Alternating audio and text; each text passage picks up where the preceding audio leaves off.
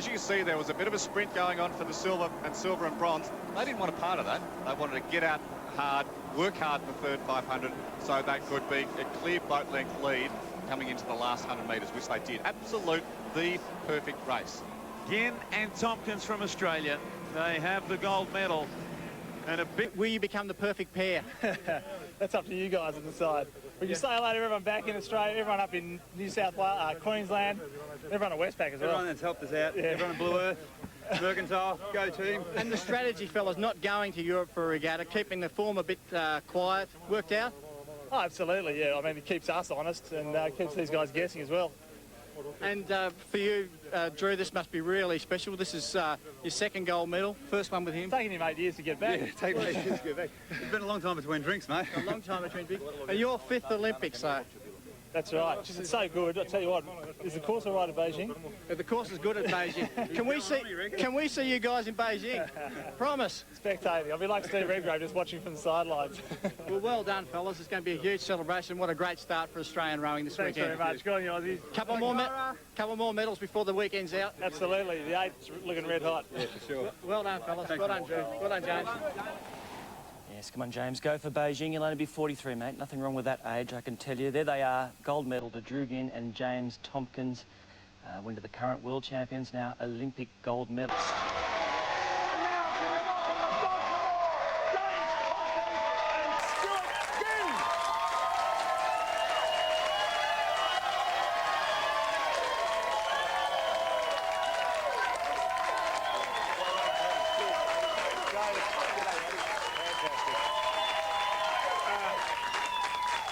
Yes, congratulations, and you know, it's a fantastic row, and just a couple of easy ones to get you underway here. Does the boat have a name? It does. And what is Simpatico. Simpatico. And did you choose this name, and if so, why? Oh, we chose the name because we've both got like minds. We both had the same idea of what we wanted to do here, so that seemed like a good idea. And can I ask a tricky question? Is the boat actually made in New Zealand? No. Oh,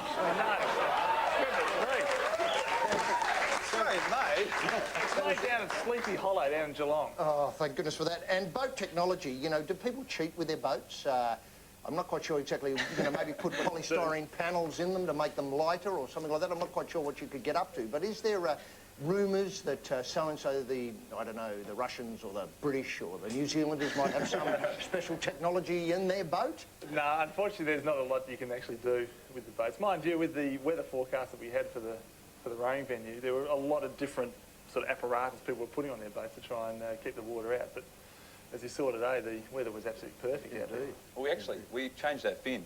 The fin we used last year, we had a guy look at it, a designer, and he thought it was a brick. Right. So we thought it'd be a good idea to change the brick and get a fin that might be a bit faster. I think we chose the right idea. Now, look, what's the hardest thing, Drew, about this? Obviously, you know, you've made enormous sacrifices. You've been hacking away at this for an awful long time. It's all come to, you know, great success now. What would you say was the hardest thing about it, apart from actually doing the event? Well, the event's pretty tough. I think the hardest thing's been getting a straight answer out of James about Beijing. Oh, right. Oh, well, I mean, we'd all like to know the answer to that one. No, it's one of those things. I think the rowing race is such that, you know, everyone goes as hard as they possibly can, and it's hugely exhausting. And I think the toughest thing for the week is just waiting around. Right. Just waiting for the event. So we see all the swimmers, you know, night after night, getting more and more opportunities to win medals, and we've got to wait the whole bloody week. Yeah. And then we've got the kayakers and the other team events who've got to wait for 2 weeks to have a crack at it. Roy. Yeah, look, when were you two aware that when you first got together there was what I'd call a rainbow connection? When did that happen? We didn't blow up. No, but there must have been a time when the both of you sat in a boat for the first time together and something happened. Well, it's probably when Drew took Andrew Cooper's, when Andrew Cooper retired from the Awesome Foursome in '96, when Drew came in and all of a sudden the thing just flew. You're right. And then Nick Green, esteemed Channel 7 commentator, retired. Senior role. Yeah. Amazing. When he retired, the four sort of broke apart a bit. Yeah. So Drew and I rode together, and Yeah. as you said, like as soon as we jumped in the boat, it was fantastic. It was fantastic. Now, Who determines the stroke rate? Yeah, I assume you do, James, because Yes. I couldn't see any conversation happening between you two. Well, that's a surprise because Drew normally does a good race call going down the track. Right, right. But so Drew is following you. Yeah, but he calls the shots though. You call the shot. Oh, absolutely. Is that so? You say lift the rate, lift, Come on, or you done. slow down? Come on, come on, old man, move. He did today, actually.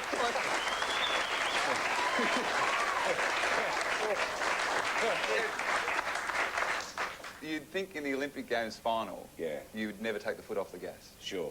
This fella over here wants to recover, wants to rest up at some point, and I'm sitting there going, keep moving, come on, keep going, come on. And then at the finish line, I mean, 250 metres to go, swivel neck here. Yeah. Just, I know that. He stopped. That's experience, though. I was enjoying the Yeah, you stopped rowing well before the finish line. I reckon Drew, you were still strokes. going, I was but trying to go. feet up. He put feet up. I was just giving it this way. Come on, come on, young fella. And in terms of watching the opposition, you were looking to your left a lot. That's where you saw the threat coming from. Absolutely, yeah. The Croatians and South Africans were. You over weren't there. worried about the New Zealanders at all on your right? No, we had them.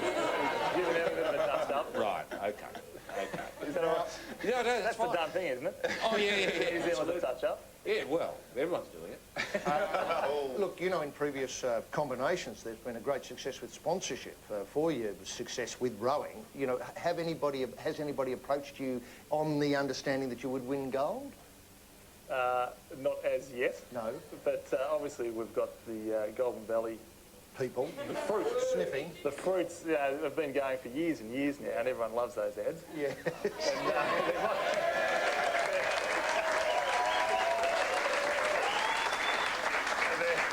Would you like to There move may well away? be a few more coming along, I dare say. Right. Would you like to move away from the fruit, just the duo, and leave the other two behind? Carmen Miranda style. Oh, well, there's nothing there for pairs, obviously. Crowds. The crowds didn't seem to be a real problem for you this morning. There's a few there this morning. Were there? I mean, obviously there were a few relatives, but were there any? there were a lot of Australians.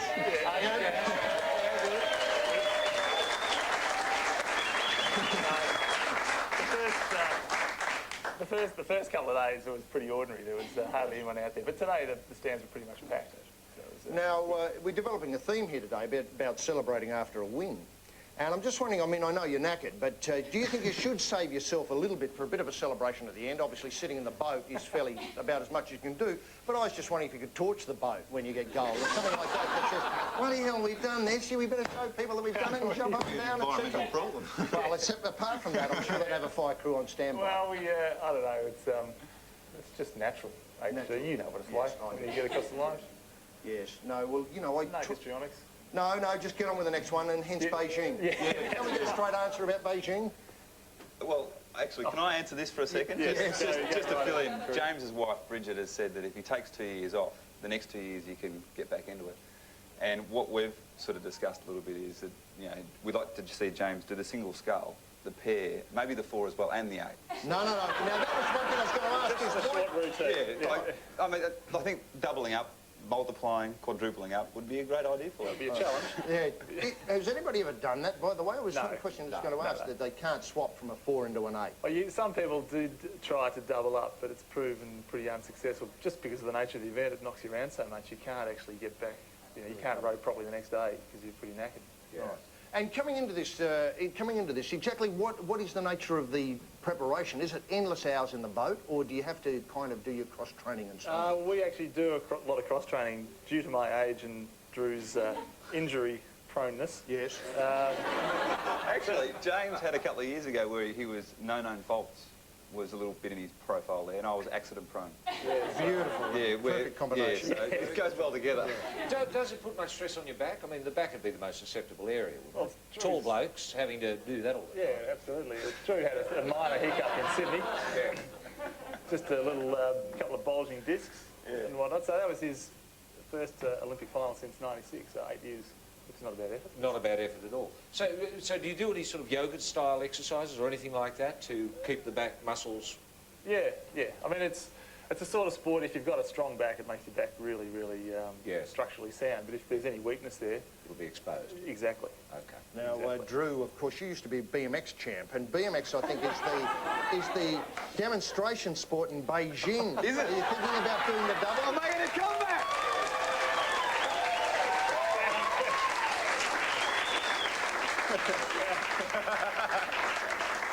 96 was a long time in between drinks, but Drew actually was in the under-10s. Well, on that telling note, look, we'd like you to accept this souvenir of the golden shovel, the 24-carat golden shovel. Only available to those people who come on the show, and it's the most prized and valued pin in the Olympic complex at the moment. Fantastic. And that is a souvenir here. Roy's got it.